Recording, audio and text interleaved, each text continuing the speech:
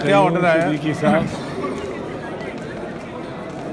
Order आया कि नैब के पास ये मामला नैब इंक्वायर करेगी इसमें, और जो नाम ड्रॉप कर दिए उन्होंने उनमें बिलावल भुट्टो जरदारी और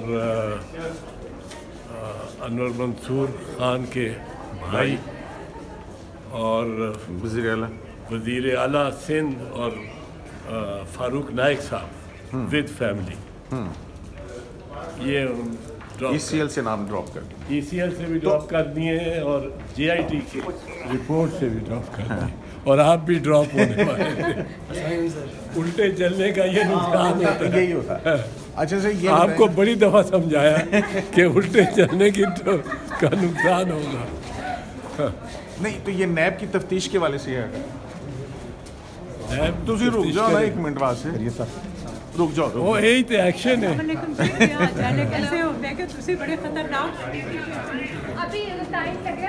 नैब कितनी तफ्तीश क्या करेगा? फ्रेश तफ्तीश करेगा? नैब फ्रेश तफ्तीश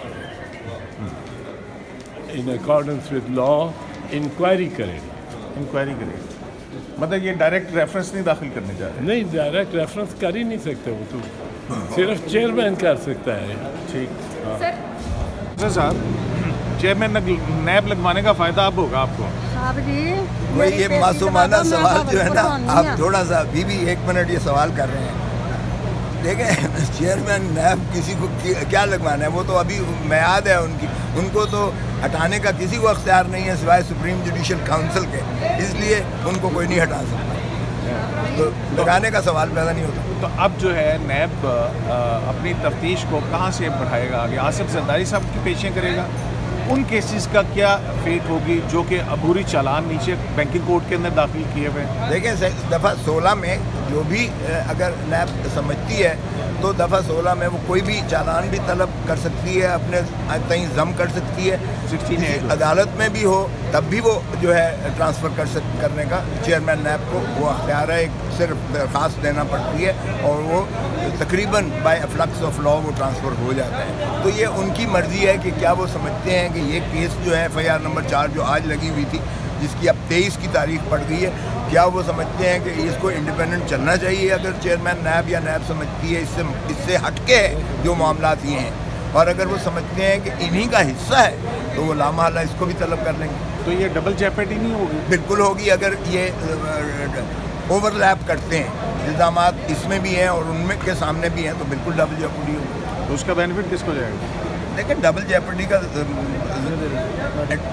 बेनिफिट हमेशा मुस्लिम को होता है और किसको होना है, मार्केट ये उन पर डिपेंड करता है कि वो समझते हैं कि ये उसका हिस्सा है। तो यकीनन वो जो है खुद एक सुप्रीम कोर्ट के चीफ जस्टिस रहे हैं, एक्टिंग चीफ जस्टिस रहे हैं, सीनियर जज हैं।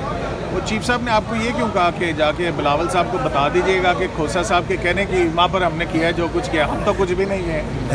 ये आपकी इंटरप्रिटेशन की बात हो सकती है। हाँ, चीफ जस्टिस साहब ने ये ज़रूर कहा, ये उनकी मेहरबानी है, उन्होंने मुझे खराज तहसीन पेश किया है, या उन्होंने अज़रा तफन्नुन तबा के लिए कहा है, लेकिन उन्होंने ये कहा ज़रूर है। बहुत मेहरबानी। पेश हो रहे थे तो इसमें अदालत ने ये कहा कि JIT अपनी इन्वेस्टिगेशन भी जारी रखे। जी, तो इससे क्या मुराद है? इससे JIT तो अपनी सिफारिश कर चुकी 16 रेफरेंसेस की। देखिए, इससे बुनियादी तौर पे दो हवाले से ये है ऑर्डर। पहला ये है कि कोई 10 के करीब चीज़ों पे JIT ने फर्दर इन्वेस्टिगेशन का कहा है, तो अदालत उसके हवाले से बात कर रही है। दूसरी बात ये है कि क्योंकि JIT कोऑर्डिनेट करेगी नैब के साथ, एसोसिएटेड रहेगी, तो इन चीज़ों में भी ये जो रेकमेंड भी कर दिया, अगर इसमें कोई फर्दर इन्वेस्टिगेशन की ज़रूरत है तो हम असिस्ट करेंगे नैब। तो अब नैब की इन्वेस्टिगेशन टीम का हिस्सा होंगे? नैब की इन्वेस्टिगेशन टीम का जब तक हम उनके साथ कोऑर्डिनेट और एसोसिएटेड रहेंगे, जब तक कोर्ट कह रहे हैं।